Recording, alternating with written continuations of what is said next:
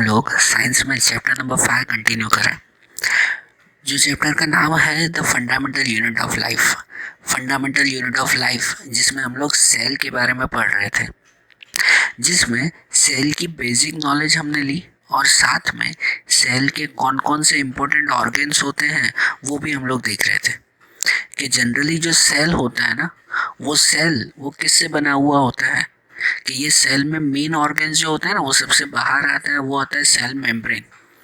ये हम लोग देख रहे थे ना, सेल मेम्ब्रेन। सेल के बीच में आया हुआ पार्ट वो कहलाता है न्यूक्लियस। ठीक है। और आज हमें जो तीसरा और इम्पोर्टेंट पार्ट पढ़ना है वो है साइटोप्लाज्म। सेल का दूसरा इम्पोर्टेंट पार्ट वो है साइटोप्लाज्म। साइटोप्लाज्म क्या कहलाता है? तो बाहर ये जो सेल मेम्ब्रेन या सेल वॉल आई हुई है उसके अंदर आया हुआ ये न्यूक्लियस, और न्यूक्लियस के आसपास की ये जितनी भी स्पेस है ना, जितनी भी स्पेस है, ये पूरी स्पेस वो लिक्विड की बनी हुई होती है जिसे हम लोग कहते हैं साइटोप्लाज्म। बराबर। साइटोप्लाज्म वो सेल का 90% हिस्सा होता है। सेल का 90% हिस्सा वो ये साइटोप्लाज्म घेर लेता है। बराबर। इसका मेन वर्क क्या है? साइटोप्लाज्म का मेन काम क्या है? तो उसका काम है रिमूव वेस्ट मटेरियल। पूरी बॉडी में जो भी वेस्ट मटेरियल हो ना, उसे जो है वो बॉडी से बाहर फेंक देना, वो ये साइटोप्लाज्म काम करता है। ये मेन वर्क बता रहा हूँ। इसके अलावा help in cell respiration. Cell में रेस्पिरेशन के लिए मीन्स ब्रीथिंग के लिए इन साइटोप्लाज्म का यूज होता है कि जिसमें ज़रूरी ऑक्सीजन अंदर लेना और कार्बन डाइऑक्साइड बाहर निकालना, उसके लिए ये हेल्प करते हैं। And convert glucose into energy. और दूसरा साइटोप्लाज्म का वर्क होता है कि जो भी ग्लूकोज मतलब जो भी फूड सेल के अंदर तैयार होता है ना, उसे एनर्जी में कन्वर्ट करना। जो भी फूड रेडी होता है तो उसे फिर एनर्जी में कन्वर्ट करना, ये काम साइटोप्लाज्म का है। बराबर। तो ये जो साइटोप्लाज्म आया ना, इस साइटोप्लाज्म के अंदर आप लोग ये नहीं देख रहे हो कि अलग अलग कुछ बना हुआ है, कुछ येलो कलर का, कुछ ऐसे ब्राउन, कुछ पिंक, कुछ ये ऐसे पट्टी जैसा बना हुआ है, ये सब है ना। ये सब वो सेल के ऑर्गेनल्स कहलाते हैं। क्या कहलाते हैं ये सब सेल ऑर्गेनल्स होते हैं जो इन साइटोप्लाज्म में आते हैं। सेल का ये पार्ट बाहर की बॉर्डर, वो बाहर की बॉर्डर तो सेल मेम्ब्रेन कहलाई। जो बीच में ये पार्ट आता है वो ये कहलाता है न्यूक्लियस, और उसके आसपास की पूरी स्पेस साइटोप्लाज्म हुई। इसी साइटोप्लाज्म के अंदर ये सब जो चीज़ें आई हुई होती हैं ये सब सेल ऑर्गेनल्स कहलाते हैं। मतलब सेल के ऑर्गेन्स, सेल के अलग अलग अंग, बराबर, अलग अलग पार्ट्स के जिनका सबका अपना अलग अलग वर्क है।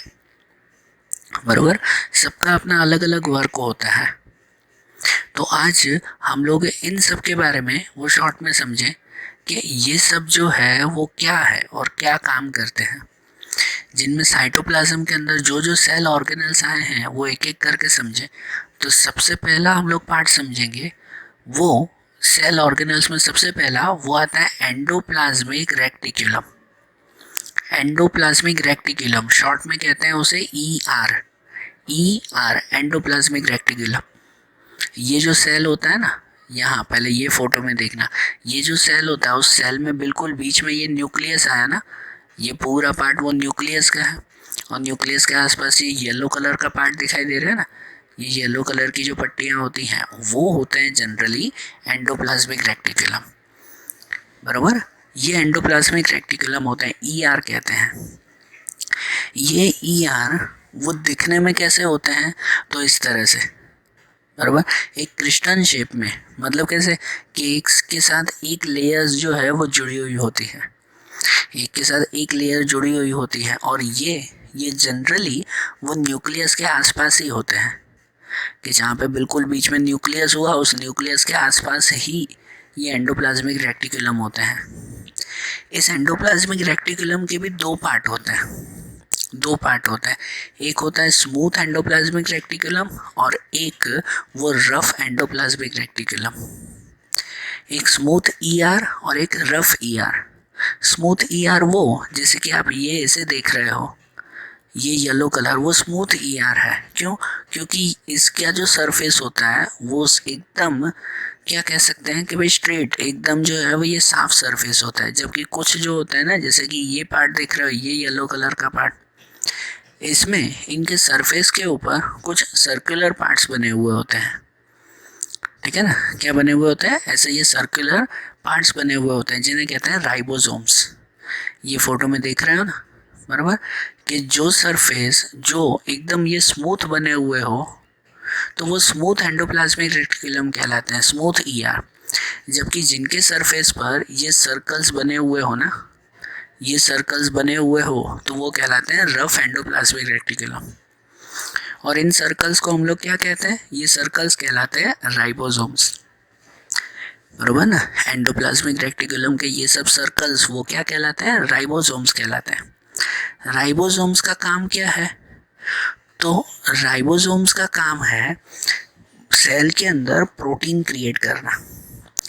क्या काम है राइबोसोम्स का, तो प्रोटीन क्रिएट करना, बरोबर, कि सेल के अंदर जरूरी जो प्रोटीन होता है ना वो ये राइबोसोम्स क्रिएट करते हैं।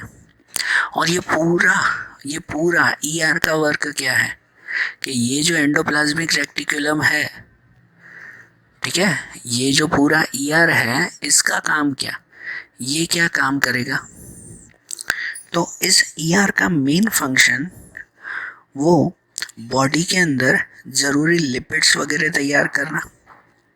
ठीक है, लिपिड्स मतलब फैट कहलाता है, जो कि जरूरी फैट वगैरह तैयार करना, बरोबर। इनके अलावा दूसरा इसका काम है ट्रांसपोर्ट का। एंडोप्लाज्मिक रेटिकुलम का काम क्या है, ट्रांसपोर्ट का। बॉडी के अंदर जो भी मटेरियल्स तैयार होते हैं ना उसको पूरे साइटोप्लाज्म में, यहाँ न्यूक्लियस से लेकर, ये न्यूक्लियस है, इस न्यूक्लियस से लेकर पूरे साइटोप्लाज्म में हर एक के पास जरूरी मटेरियल पहुंचाने का काम, ट्रांसपोर्ट करने का काम वो ये ईआर करता है। ठीक है ना, हर जगह ट्रांसपोर्ट करने का काम किसका है, तो वो ये ईआर का है, बरोबर। समझ आ रहा है ना एंडोप्लाज्मिक रेटिकुलम क्या काम करता है, बरोबर। इसके अलावा दूसरा इनका अदर फंक्शन में आता है, वो अदर फंक्शन आता है कि भाई जरूरी बायोकेमिकल रिएक्शंस करना, कि जो ज़रूरी बायोकेमिकल एक्टिविटीज़ हो या कुछ रिएक्शंस अगर सेल के अंदर होते हो तो वो रिएक्शंस भी इस एंडोप्लाज्मिक रेटिकुलम के थ्रू होते हैं। ओके, तो मतलब कि ये एंडोप्लाज्मिक रेटिकुलम के मेनली दो फंक्शंस, एक ट्रांसपोर्ट करने का काम, न्यूक्लियस में जो भी मटेरियल तैयार होते हो वो पूरे सेल में ट्रांसपोर्ट करना, वो इनके थ्रू होता है। और दूसरा कोई भी तरह का रिएक्शन अगर सेल में होता हो तो वो कोई भी तरह का रिएक्शन करने का काम वो भी इस एंडोप्लाज्मिक रेटिकुलम का है। ठीक है, तो जैसे ये पहला ऑर्गन ध्यान आया ना, वैसे ही सेल ऑर्गन में दूसरा ऑर्गन आता है, वो आता है गोल्गी अपार्टस। ठीक है, गोल्गी अपार्टस या कहते हैं गोल्गी बॉडी। ठीक है, गोल्गी बॉडी कहलाता है। इसी सेल में, वही फोटो बता रहा हूँ, उसी सेल में, जैसे फिर से बोल रहा हूँ कि ये न्यूक्लियस कहलाया ना, न्यूक्लियस के आसपास ये येलो कलर के ईआर होते हैं, एंडोप्लाज्मिक रेटिकुलम। और ये कॉर्नर में ये जो कुछ पट्टी जैसा आप देख रहे हो, जो कॉर्नर में आया हुआ ये पार्ट होता है, इसे कहते हैं गोल्गी अपार्टस, जो जनरली ऐसा दिखाई देता है। ये जो पास में दूसरा फोटो है कुछ ऐसा दिखाई देता है ये, बरोबर। ये गोल्गी अपार्टस वो सबसे पहले फाइंड किया था एक साइंटिस्ट कैमिलो गोल्गी ने। कैमिलो गोल्गी ने फाइंड किया था और इसी वजह से इसका नाम भी गोल्गी अपार्टस ही रखा गया। ये कैसा होता है, तो ये गोल्गी अपार्टस वो कुछ दिखने में वो एंडोप्लाज्मिक रेटिकुलम की तरह ही होता है। ये ईआर जैसे येलो कलर का ईआर है, थोड़ा थोड़ा दिखने में उसकी तरह ही होता है, लेकिन ईआर के अंदर जो भी उनके ये पार्ट्स होते हैं वो सब एक दूसरे से अलग होते हैं। जबकि गोल्गी बॉडी में हर एक पार्ट, हर एक लेयर वो एक दूसरे से जुड़ी हुई होती है एक किस्टर्न शेप में। ये जो जुड़ी हुई होती है उसे किस्टर्न कहते हैं। ये किस्टर्न शेप में एक दूसरे से जुड़ी हुई होती है ये सब, बराबर ना। ये गोल्गी बॉडी कहलाई। और इस बॉडी का, ये गोल्गी बॉडी का काम क्या है, इसका काम क्या, तो इसका काम है कि पूरे सेल में जो भी मटेरियल तैयार हो ना, मटेरियल तैयार करते हैं ये न्यूक्लियस, और उसे जो है वो ये आगे बढ़ाने का काम ये ER एंडोप्लाज्मिक रेटिकुलम करता है। और उसके बाद जो भी मटेरियल पूरे सेल में पहुंचता है ना, तो ये गोल्गी बॉडी उन मटेरियल का स्टोर करता है, उसे मॉडिफिकेशन करता है और उसका पैकेजिंग करता है। ठीक है, फूड को स्टोरेज का काम, उसका मॉडिफिकेशन का काम, मतलब समझो कि भाई उस फूड को जो है वो अच्छी तरह से तैयार करना, उसे डाइजेस्ट करने का काम समझो, और उसे उसकी पैकेजिंग का काम कि जिससे पूरे सेल में और उसके बाद धीरे धीरे पूरी बॉडी में जो है वो फूड पहुंचे। ठीक है, तो मतलब समझो स्टोरेज करने का काम वो इस गोल्गी बॉडी का है। इसके अलावा ये गोल्गी बॉडी वो सेल के अंदर जो सिंपल शुगर पार्टिकल होते हैं, सिंपल शुगर पार्टिकल्स होते हैं, उन्हें कॉम्प्लेक्स शुगर पार्टिकल में कन्वर्ट करता है। ठीक है, और तीसरा इनका मेन पार्ट कि इस गोल्गी बॉडी का तीसरा सबसे इम्पोर्टेंट वर्क वो वर्क है कि ये गोल्गी बॉडी ही कुछ ज़रूरी लाइसोसोम्स तैयार करते हैं। ये जो आप फोटो देख रहे हैं ना, उसमें आखिरी में कुछ सर्कुलर पार्ट्स है कि नहीं, कि यही सर्कुलर पार्ट्स वो इस गोल्गी बॉडी से अलग हो जाते हैं और फिर आप जो इसमें ये ग्रीन कलर के पार्ट्स देख रहे हो ना, ये लाइसोसोम्स होते हैं कि ये लाइसोसोम्स तैयार होते हैं। ये सब किस में से अलग होकर तैयार होते हैं, तो गोल्गी बॉडी में से ही। तो इसी तरह हम लोग सेल ऑर्गेनल्स में तीसरा ऑर्गेनल देखें तो वो आता है लाइसोसोम्स। जैसे मैंने बताया कि ये लाइसोसोम्स वो गोल्गी बॉडी में से ही तैयार होता है, कि ये जो गोल्गी बॉडी है, बराबर, ये जो पार्ट कहलाया गोल्गी बॉडी, इनमें से कुछ सर्कुलर पार्ट अलग हो जाता है और पूरे सेल में कुछ ग्रीन कलर के ऐसे पार्टिकल्स दिखाई देते हैं। यहाँ देख रहे हो ना कि ये सेल के अंदर कुछ एक ग्रीन कलर के पार्टिकल्स दिखाई देते हैं। इन पार्टिकल्स को, ये जो पार्टिकल्स हैं उसे हम लोग कहते हैं लाइसोसोम्स, बराबर। इस लाइसोसोम्स के अंदर कुछ ये केमिकल्स आए हुए होते हैं, जो आप ये छोटे छोटे ये ऑरेंज कलर के डॉट्स देख रहे हो, वो समझो कुछ केमिकल्स जिसे कहते हैं एंजाइमिस। कुछ एंजाइमिस आए हुए होते हैं, बराबर ना। एंजाइमिस मतलब एक तरह के केमिकल्स आए हुए होते हैं जिनका काम है सेल के अंदर हर मटेरियल को डाइजेस्ट करना, फूड को डाइजेस्ट करना। मतलब लाइसोसोम्स का क्या मेन काम होता है, तो फूड को डाइजेस्ट करने का काम ये करते हैं। इसके अलावा लाइसोसोम्स का दूसरा वर्क है कि बॉडी में जो भी अगर हार्मफुल मटेरियल आता हो ना, तो उसे भी डाइजेस्ट करके ख़त्म कर देना, उसे भी हटा देना। मतलब कि सेल को प्रोटेक्ट करने का काम भी ये लाइसोसोम्स करते हैं। सेल में कोई भी हार्मफुल मटेरियल अगर आता हो तो उसे हटा देने का काम वो भी इस लाइसोसोम्स का है। और इसके अलावा लाइसोसोम्स का दूसरा एक स्पेशल वर्क है कि अगर बाय चांस सेल के अंदर कुछ बहुत ज़्यादा हार्मफुल मटेरियल आ जाते हैं और जब ऐसा लगता हो कि इस सेल को कुछ खतरा है, कि ये पूरा सेल कहलाया जैसे, बराबर ना, ये पूरा सेल है, लेकिन जब लगता हो कि इस सेल में कुछ खतरा है, कुछ ख़राब चीज़ें सेल के अंदर आ चुकी हैं, तो ये लाइसोसोम्स उसे डिटेक्ट कर लेता है। लाइसोसोम चेक कर लेता है कि यार सेल के अंदर कुछ ख़राब चीज़ें आ चुकी हैं, और ये लाइसोसोम्स खुद के साथ पूरे के पूरे सेल को डिस्ट्रॉय कर देता है। कहते हैं ना, एक ब्लास्ट की तरह फट जाता है और पूरे सेल को ख़राब कर देता है। क्योंकि सेल के अंदर अगर कुछ ख़राब चीज़ें आ गई तो उस सेल के साथ दूसरा सेल भी ख़राब हो जाएगा, उसके साथ तीसरा सेल भी। हमारी पूरी बॉडी में से करोड़ों सेल आते हैं कि नहीं, तो एक सेल में भी अगर गलत चीज़ आ गई तो उसके साथ साथ दूसरे सेल को भी नुकसान पहुंचेगा। इसी वजह से कि अगर कोई एक सेल में भी कुछ गलत चीज़ आती है ना, तो लाइसोसोम्स उसे देख लेता है और अगर ज़रूरी हो तो पूरे के पूरे सेल को ही वो डिस्ट्रॉय कर देता है। क्योंकि सेल इतने छोटे होते हैं कि एक अगर डिस्ट्रॉय हो भी गया तो दूसरा ऑन द स्पॉट तैयार हो जाता है। इसलिए ये लाइसोसोम्स पूरे सेल को ही ख़त्म कर देते हैं। इसी वजह से लाइसोसोम्स का दूसरा नाम, या कितनी बार उसे कहा भी जाता है, सुसाइड बैग। सुसाइड बैग कहते हैं क्योंकि वो पूरे सेल का ही, जैसे कहते हैं सुसाइड कर देना, खुद भी ख़त्म हो जाते हैं और पूरे के पूरे सेल को भी ख़त्म कर देते हैं, बराबर। तो ये लाइसोसोम्स का वर्क हुआ ना स्पेशल। ठीक है, इसके बाद लाइसोसोम्स के बाद दूसरा आता है तो वो पार्ट आता है, वो ऑर्गन आता है जिसे कहते हैं माइटोकॉन्ड्रिया। कौन सा ऑर्गन? माइटोकॉन्ड्रिया, ये ऑर्गन आता है।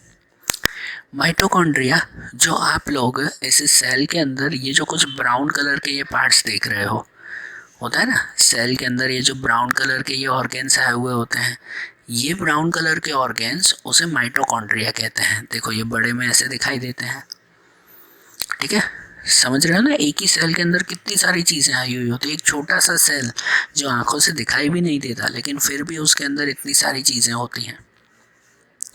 तो ये जो माइटोकॉन्ड्रिया है, ये माइटोकॉन्ड्रिया वो सेल का पावर हाउस कहलाता है। क्या कहलाता है? Power house. मतलब अब देख, नाम पढ़ के पता चल गया कि पावर हाउस मतलब कि ये माइटोकॉन्ड्रिया का मेन काम क्या है, तो सेल के लिए एनर्जी क्रिएट करना। ठीक है, सेल के लिए एनर्जी क्रिएट करने का काम इसका है। माइटोकॉन्ड्रिया का शेप जो होता है ना, वो 2 लेयर का होता है, डबल लेयर होता है। एक के ऊपर जो आप ब्राउन कलर की लेयर जैसे देख रहे हो वो, और एक अंदर किस्टन शेप में, मतलब ऐसे एक के ऊपर एक अलग अलग लेयर बनी हुई होती है। तो ये माइटोकॉन्ड्रिया 2 लेयर का बना हुआ होता है, जिनका मेन काम है एनर्जी क्रिएट करना, जिसमें जो ज़रूरी एनर्जी होती है वो पूरे सेल में पहुंचाता है। माइटोकॉन्ड्रिया एनर्जी क्रिएट करता है और वो एनर्जी पूरे सेल में को देता है कि जिससे सेल पूरा बराबर काम कर सके। और इसके अलावा जो एक्स्ट्रा एनर्जी हो ना, वो एक्स्ट्रा एनर्जी अपने अंदर स्टोर करके रखता है। बराबर, ज़रूरी एनर्जी वो क्रिएट करता है और बाकी की एनर्जी अपने अंदर स्टोर करके रखता है। बराबर है ना, ये माइटोकॉन्ड्रिया का वर्क है। तो ये क्या कहलाया? हमारा पावर हाउस कहलाया। बराबर। इसके बाद दूसरा सेल ऑर्गन आता है, वो आता है प्लास्टिड्स। कौन सा? प्लास्टिड्स। प्लास्टिड्स जो है वो हमारे इस सेल में काफ़ी छोटा पार्ट लेकिन इम्पोर्टेंट पार्ट होता है। प्लास्टिड्स ग्रीन कलर का कुछ ऐसा पार्ट, जैसे यहाँ पे न्यूक्लियस के आसपास देख रहे हो कुछ ग्रीन कलर के ये पार्ट्स आए हुए होते हैं, जिसे क्या कहते हैं? प्लास्टिड्स कहते हैं। ये प्लास्टिड्स क्या है? तो समझो कि ये प्लास्टिड्स जो है वो हमारे सेल का किचन कहलाता है। प्लास्टिड्स क्या कहलाता है? तो हमारे सेल का किचन है। मतलब समझ गए ना कि हमारे सेल के अंदर जो एनर्जी क्रिएट होती है ना, वो इनकी वजह से होती है, प्लास्टिड्स की वजह से। ये प्लास्टिड्स 2 टाइप के होते हैं, एक होता है क्रोमोप्लास्ट और एक होता है ल्यूकोप्लास्ट। क्रोमोप्लास्ट जो ग्रीन कलर का होता है, यहाँ जो ये फोटो है ये क्रोमोप्लास्ट का है, जनरली ग्रीन कलर का ये होता है। और दूसरे होते हैं ल्यूकोप्लास्ट, वो कलरलेस होते हैं, कुछ वाइट कलर के ऐसे, ये तो एकदम डॉट हैं छोटे से, लेकिन वाइट कलर के होते हैं, कलरलेस होते हैं। तो जो क्रोमोप्लास्ट होता है ना, क्रोमोप्लास्ट के अंदर जो है वो क्लोरोफिल आया हुआ होता है। क्रोमोप्लास्ट के अंदर अंदर कुछ पार्ट्स आए हुए होते हैं जिन्हें कहते हैं क्लोरोफिल। ये क्लोरोफिल वो फोटोसिंथेसिस की मेथड में हेल्प करता है। समझ रहे हो? फोटोसिंथेसिस की मेथड में कि जो अपना खाना खुद बनाते हैं ना प्लांट्स, उस वक्त ये क्लोरोफिल वो फूड रेडी करने में, तैयार करने में हेल्प करता है। इसी वजह से तो कि इन प्लास्टिड्स को वो सेल का किचन कहते हैं। बराबर। और ये कलरफुल ग्रीन कलर का होता है ना, इसी वजह से तो कि प्लांट्स के अंदर जो ग्रीन कलर के लीव्स दिखाई देते हैं ना, वो भी शायद इन्हीं प्लास्टिड्स की वजह से, इन्हीं क्लोरोफिल की वजह से होते हैं, कि जिसकी वजह से वो प्लांट्स वो कैसे दिखाई देते हैं? ग्रीन कलर के दिखाई देते हैं। बराबर। इन प्लास्टिड्स का दूसरा वर्क होता है कि सेल के लिए ज़रूरी एनर्जी क्रिएट करना, कि जिससे सेल जो है वो बराबर काम कर सके। मतलब समझो ये प्लास्टिड्स है ना, वो माइटोकॉन्ड्रिया को हेल्प देता है। इससे पहले हमने समझा ना, माइटोकॉन्ड्रिया जो ब्राउन कलर के पार्ट्स होते हैं वो भी एनर्जी क्रिएट करते हैं, और ये प्लास्टिड्स उन्हें हेल्प देता है ज़्यादा एनर्जी क्रिएट करने के लिए। समझे? तो ये प्लास्टिड्स हमारे कौन हुए? तो हमारे सेल के किचन कहलाया ये। ओके। प्लास्टिड्स के बाद दूसरा ऑर्गन आता है, तो वो आता है वैक्यूल्स। सेल ऑर्गन्स में कौन सा? वैक्यूल्स। वैक्यूल्स वो सेल का सबसे बड़ा ऑर्गन कहलाता है। सेल का सबसे बड़ा ऑर्गन इस फोटो में तो नहीं है, लेकिन ये जो है वो सेल में यहाँ पर जैसे दिया हुआ है कि ये सेल का जो ब्लू कलर का पार्ट होता है, ठीक है, ये सबसे बड़ा ऑर्गन वो वैक्यूल कहलाता है। वैक्यूल एक बड़ा सा स्टोरेज सैक है। सैक मतलब कि एक थैली की तरह, एक बोरी की तरह है, जिसमें कोई भी तरह के सॉलिड या लिक्विड कंपोनेंट जो भी हुए वो सब उसके अंदर स्टोर होते हैं, ठीक है। ये वैक्यूल्स है ना, एनिमल सेल्स के अंदर छोटी साइज के होते हैं, क्योंकि एनिमल सेल्स में स्टोरेज की ज़्यादा ज़रूर होती नहीं है, इसलिए एनिमल सेल्स में ये छोटी साइज के होते हैं। लेकिन प्लांट सेल्स में ये वैक्यूल्स बहुत बड़ी साइज के होते हैं, क्योंकि प्लांट सेल्स में स्टोरेज की ज़्यादा ज़रूर होती है। कहते हैं प्लांट सेल्स में कुछ करीबन पूरे सेल का 50 से 90% जितना हिस्सा वो इनसे भर जाता है, बराबर ना, वैक्यूल से ही भर जाता है। वैक्यूल्स किससे बना हुआ होता है? तो जनरली एमिनो एसिड, शुगर, कुछ ज़रूरी ऑर्गेनिक एसिड, कुछ प्रोटीन्स, इन सब से बना हुआ होता है, बराबर। जैसे कि इनके अलावा पता है वो अमीबा के बारे में आपने पढ़ा था ना पहले, अमीबा जो सिंगल सेल कहलाता है, बराबर, यूनिसेल्युलर जो कहलाता है, उसके अंदर ये फूड वैक्यूल, ये जो वैक्यूल है वो उसके अंदर जो भी फूड आता है ना उसे स्टोरेज करने का काम करता है, कि फूड सबसे पहले उसके अंदर ही आकर स्टोर होता है और उसके बाद आगे डाइजेस्ट होता है, बराबर। तो देखो हमने सेल के ये सभी ऑर्गन्स पढ़े, ये सभी पार्ट्स आपने देख लिया ना, कि कैसे endoplasmic reticulum, Golgi body, lysosomes, mitochondria, vacuoles और प्लास्टिड्स, ये सब आपने पार्ट्स देखे। एक छोटे से सेल के अंदर ये सभी पार्ट्स जब बरोबर काम करते हैं ना, तभी हमारी पूरी बॉडी भी जो है वो बरोबर चल पाती है। ये सभी ऑर्गन्स हमारे लिए बहुत ज़रूरी हैं, ठीक है। और इन सेल ऑर्गन्स के बाद चैप्टर का एक और लास्ट पॉइंट आता है जिसे कहते हैं सेल डिवीज़न। सेल डिवीज़न, इसके बारे में हमने पहले भी पढ़ा था कि सेल डिवीज़न वो कहलाता है कि जो सेल की एक नेचुरल प्रोसेस है, कि जिसमें एक सेल में से दूसरे सेल से जब रेडी होते हो, एक सेल में से जब दूसरे सेल्स रेडी किए जाते हैं तो उसे कहते हैं सेल डिवीज़न, बराबर। जो ये सेल खुद ही तैयार करते हैं, बराबर ना, ये सेल जो है वो खुद ही तैयार होते हैं। इनमें सेल डिवीज़न की जनरली दो टाइप्स आते हैं, सेल डिवीज़न के दो टाइप आते हैं, वो होता है mitosis and meiosis. Mitosis and meiosis. Mitosis वो कहलाता है कि जब एक सेल में से जनरली दो सेल तैयार होते हो, एक सेल में से जनरली कितने, दो सेल्स तैयार होते हो, तो वो मिटोसिस कहलाता है। जैसे कि यहाँ फोटो में देख रहे हो, ये सेल डिवीज़न होता है न्यूक्लियस की वजह से।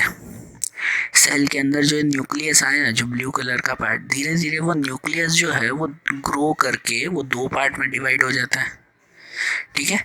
और एक सेल में से ये न्यूक्लियस पहले दो पार्ट होते हैं और धीरे धीरे दो सेल के ही दो टुकड़े होते जाते हैं, और एक सेल में से इंडिविजुअल दो अलग अलग सेल तैयार हो जाते हैं, जिसे सेल डिवीज़न कहते हैं। तो एक सेल में से जनरली जब ये दो सेल्स तैयार होते हो तो वो मिटोसिस मेथड कहलाती है। और जब एक ही सेल में से एक साथ दो से ज़्यादा बहुत सारे सेल्स एक साथ तैयार होते हो तो वो मियोसिस कहलाता है, बराबर ना। बहुत सारे सेल्स जब एक साथ रेडी होते हो तो वो मेथड जनरली मियोसिस कहलाती है, ओके। तो ये सेल डिवीज़न भी वो हमारी बॉडी के लिए काफ़ी इम्पोर्टेंट प्रोसेस कहलाती है, क्योंकि हमारी बॉडी में अभी भी जब आप ये सुन रहे हो ना, इतनी देर में भी हमारी बॉडी में वो हज़ारों सेल्स ख़त्म भी होते होंगे और हज़ारों सेल्स नए बन भी जाते होंगे, ठीक है ना। हमारी बॉडी इतनी स्पेशल मेथड से वर्क करती है कि जिससे इतने छोटे से छोटे सेल जो हमें दिखाई भी नहीं दे रहे वो भी कंटिन्यूसली हमारी बॉडी में वर्क करते रहे। इनकी वजह से तो हमारी बॉडी इतनी स्मूथली चल पाती है ना, ठीक है।